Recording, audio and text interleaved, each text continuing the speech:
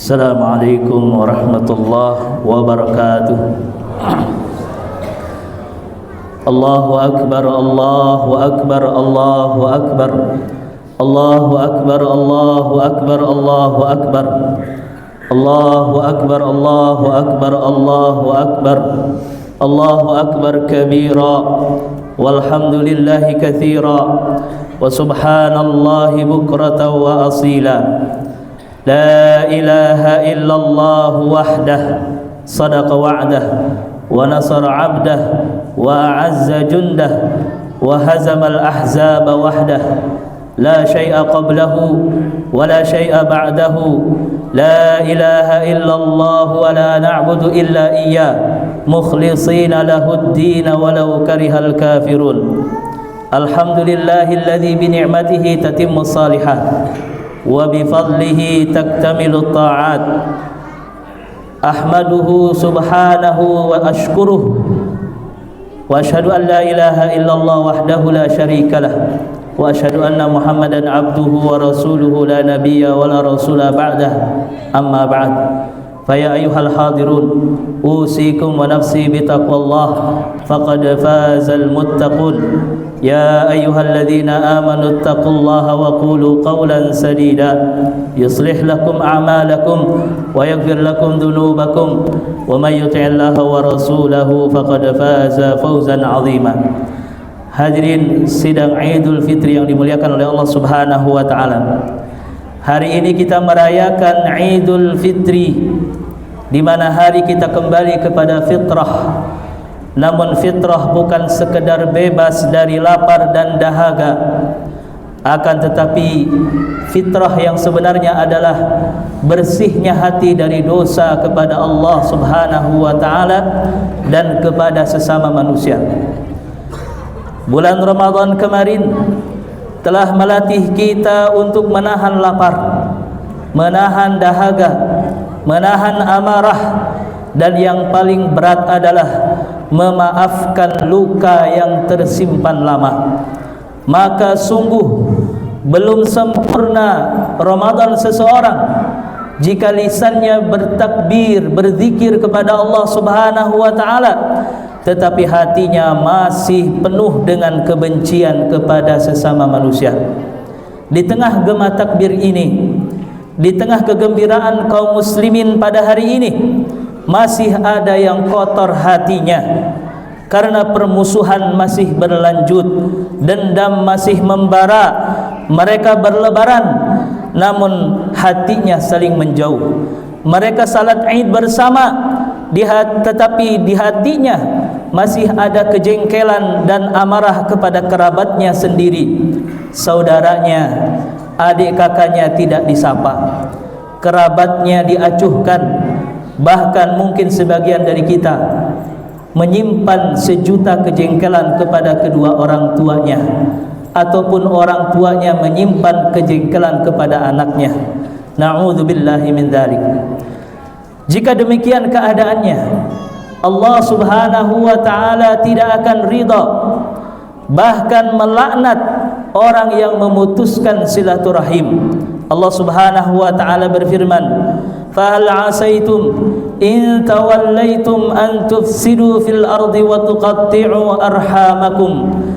Maka apakah jika sekiranya engkau berkuasa melakukan kerusakan di muka bumi dan memutuskan hubungan kekeluargaan?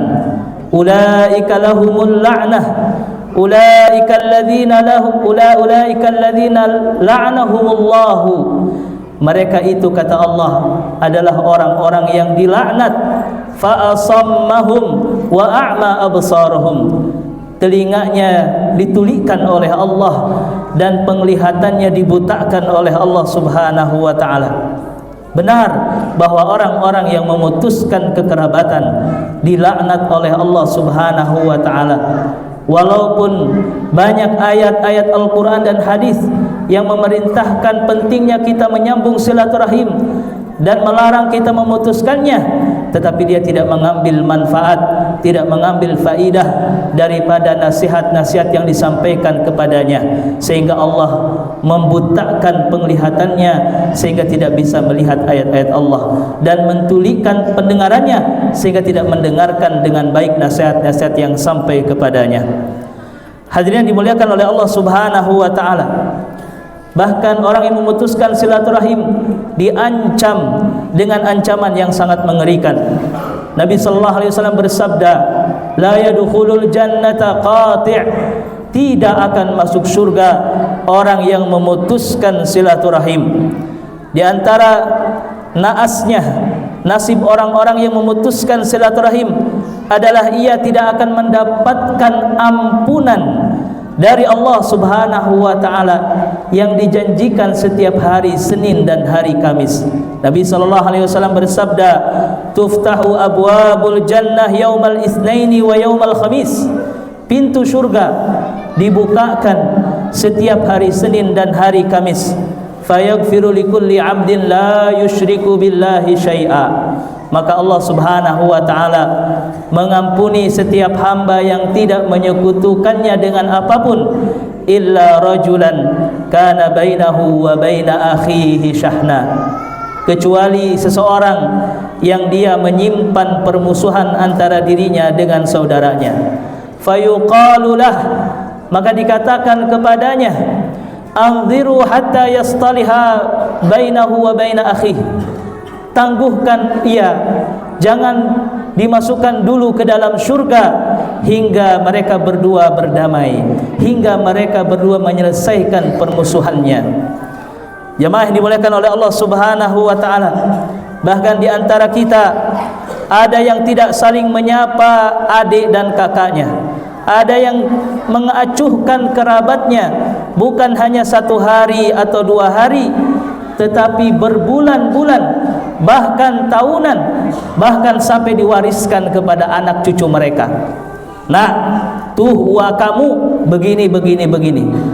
Nah, tuh bibi kamu begini, sehingga dendam dan permusuhan itu berlanjut sampai anak keturunannya, sehingga tidak berakhir berlewatnya waktu bertahun-tahun. Nabi sallallahu alaihi wasallam menjelaskan dalam hadisnya, man hajara akhahu, barang siapa yang mendiamkan saudaranya, mengacuhkan, tidak mau menyapa, buang muka, fahuwa kasabki damihi, maka dia sama saja seperti menumpahkan darahnya, sama saja dia dengan membunuhnya. Karena orang yang didiamkan itu sama saja dengan menzalimi saudaranya, menyakiti perasaannya yang terus dia alami selama berbulan-bulan atau bertahun-tahun lamanya. Maka sungguh menyedihkan dan celakalah orang-orang yang memutuskan silaturahim. Bahkan salatnya dikhawatirkan tidak akan diterima oleh Allah Subhanahu wa taala, sebagaimana dijelaskan dalam hadis Nabi sallallahu alaihi wasallam, salasatun la tartafi'u salatuhum fawqa ru'usihim shibran. Ada 3 pihak yang salatnya tidak akan diterima, tidak akan diangkat walaupun sejengkal di atas kepalanya. Salah satunya adalah akhwani mutasarimani, 2 bersaudara yang saling bermusuhan. Allahu akbar, Allahu akbar, Allahu akbar, la ilaha illallah, wallahu akbar, walillahil hamd. Silaturahim adalah menyambung kebaikan kepada kerabatnya. Kerabat adalah orang yang memiliki hubungan darah, satu nasab, satu rahim. Rahim terdekat dengan kita adalah orang tua kita, ibu bapak kita, kakek dan nenek kita. Rahim terdekat kita adalah saudara-saudara kita, adik dan kakak kita, baik yang seibu ataupun yang sebapak ataupun yang seibu dan sebapak. Rahim terdekat kita adalah paman dan bibi kita serta keponakan kita. Maka menyambung kebaikan adalah bagian dari ibadah. Menyambung kebaikan kepada selain kerabat itu pun merupakan hal yang dianjurkan, namun tidak bisa dinamakan dengan silaturahim. Ada sebagian kita yang semangat menyambung kebaikan dengan orang yang jauh, semangat berhubungan baik dengan teman-temannya, tapi dengan kerabat-kerabatnya hubungannya sangat-sangat buruk. Jemaah dimuliakan oleh Allah Subhanahu wa taala, bersilaturahim itu bisa menjadi jalan kita masuk ke dalam surganya Allah Subhanahu wa taala. Sebagaimana dijelaskan di dalam surat Ar-Ra'd ayat 21 sampai 23. Walladzina yasiluna ma amarallahu bihi an yusala, dan orang-orang yang menyambungkan apa yang diperintahkan oleh Allah untuk disambungkan dari silaturahim, jannatu adnin yadkhulunaha wa man salaha min abaihim wa azwajihim wa dzurriyyatihim, maka dia akan dimasukkan ke dalam surganya Aden, yang akan masuk ke dalamnya orang-orang yang soleh dari kedua orang tuanya, dari pasangannya dan anak keturunannya. Maka dari itu, menyambung kebaikan kepada kerabat harus didahulukan dibandingkan dengan orang miskin, dibandingkan kepada tetangganya, dibandingkan kepada temannya. Sebagaimana dijelaskan di dalam Al-Quran, wa atidal qurba haqqahu wal miskina wa banas sabil, berikanlah kebaikan haknya kepada keluarga yang paling dekat, lalu kemudian kepada orang yang miskin dan juga orang yang sedang dalam perjalanan. Jemaah dimuliakan oleh Allah Subhanahu wa taala, terkadang kita merasa berat untuk menyambung kebaikan kepada keluarga dekat karena takut miskin, karena takut berkurang harta kita. Ketahuilah, memberi kepada kerabat itu lebih utama di sisi Allah Subhanahu wa taala dibanding memberi kepada orang lain. Bahkan mendatangkan keberkahan dan bisa memanjangkan usia kita. Nabi sallallahu alaihi wasallam bersabda, "Man ahabba an yabsuta lahu fi rizqi," barang siapa yang ingin diluaskan rizkinya, wa yunsa'alahu fi asarih, dan ingin dipanjangkan usianya, fal yasil rahimah, maka hendaknya kita menyambung tali silaturahim. Ada sebagian kita, dia selalu baik kepada kerabatnya, dia selalu peduli kepada kerabatnya, tetapi sayang, kerabatnya tidak tahu diri, dikasih malah menghina, diberi malah meledek, dan seterusnya. Terkadang kita bikin sakit hati. Maka seyogyanya kita bersabar menghadapi kerabat yang tidak tahu diri. Dan sesungguhnya bersilaturahim itu bukanlah kita membalas kebaikannya, tetapi adalah terus menyambung walaupun dia memutuskan hubungan dengan kita. Lihat bagaimana Abu Bakar As-Siddiq radhiyallahu an, ketika putrinya dituduh dengan tuduhan yang hina dan sangat disayangkan, salah satu kerabatnya Abu Bakar As-Siddiq radhiyallahu an, Mistah bin Utsasah, ikut serta dalam menyebarkan fitnah terhadap putrinya. Padahal Mistah bin Utsasah ini adalah orang yang selalu ditanggung biaya bulanannya oleh Abu Bakar, selalu diberi, selalu dikasih. Ternyata ini Mistah malah ikut menyebarkan fitnah, menyakiti Abu Bakar. Maka seketika itu Abu Bakar berkata, "Wallahi, demi Allah, aku tidak akan memberi bulanan dia lagi. Aku tidak akan memberikan infak bulanan lagi kepada dia." Maka Allah pun menegur Abu Bakar As-Siddiq dengan satu ayat di dalam surat An-Nur, "Wal ya'fu wal yasfahu," maafkan dan berlapang dadalah.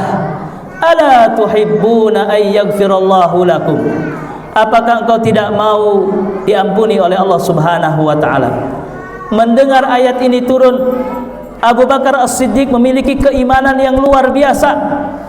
Beliau langsung tunduk dan taat terhadap perintah Allah. "Bala ya Rabbana," benar ya Allah, aku akan memaafkannya, aku akan kembali memberikan infak bulanan kepadanya walaupun dia berbuat buruk kepadaku.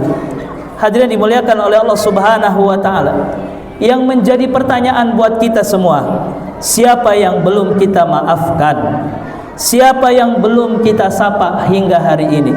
Siapa yang kita jauhi? Apakah kita lebih mulia dari Abu Bakar? Tentu kita harus berusaha untuk kembali menyambung silaturahim, menyambung kebaikan kepada kerabat kita. Allahu Akbar, Allahu Akbar, Allahu Akbar, walillahil hamd. Maka mulai hari ini, marilah kita menyalin kembali tali rumpun persaudaraan dan kekerabatan yang terurai.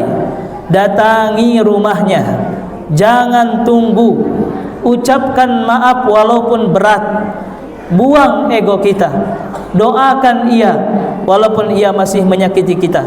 Buat apa kita menyimpan dendam dan permusuhan kepada kerabat orang yang dekat dengan kita?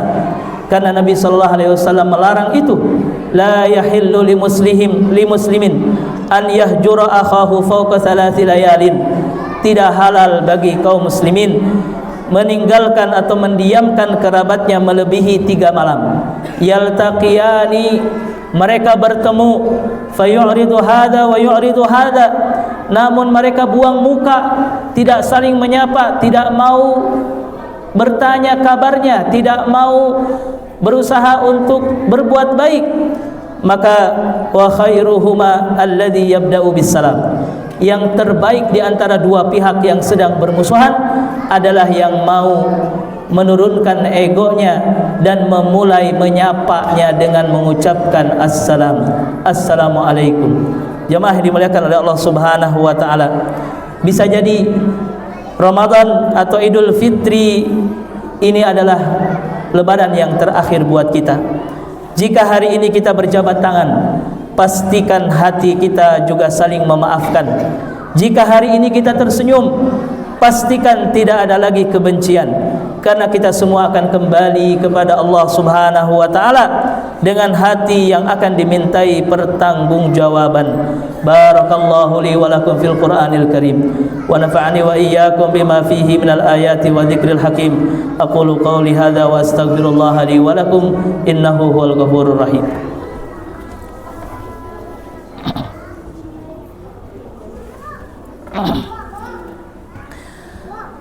Alhamdulillahi hamdan katsiran tayyiban mubarakan fih kama yuhibbu rabbuna wa yarda.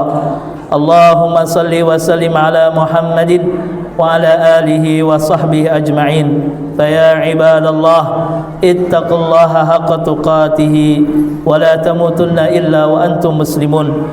قال تعالى في كتاب العزيز إن الله وملائكته يصلون على النبي يا أيها الذين آمنوا صلوا عليه وسلموا تسليما اللهم صل وسلم على حبيبنا ونبينا محمد وعلى آله وصحبه أجمعين اللهم اغفر المسلمين والمسلمات والمؤمنين والمؤمنات الأحياء منهم والأموات اللهم ألف بين قلوبنا وأصلح ذات بيننا واهدنا سبل السلام اللهم اجعلنا من العافين عن الناس واجعلنا من الذين يصلون أرحامهم اللهم تقبل منا صيامنا وقيامنا واجعلنا من الفائزين عباد الله إن الله يأمر بالعدل والإحسان وإيتاء ذي القربى وينهى عن الفحشاء والمنكر والبغي يعظكم لعلكم تذكرون فاذكروا الله يذكركم ولذكر الله أكبر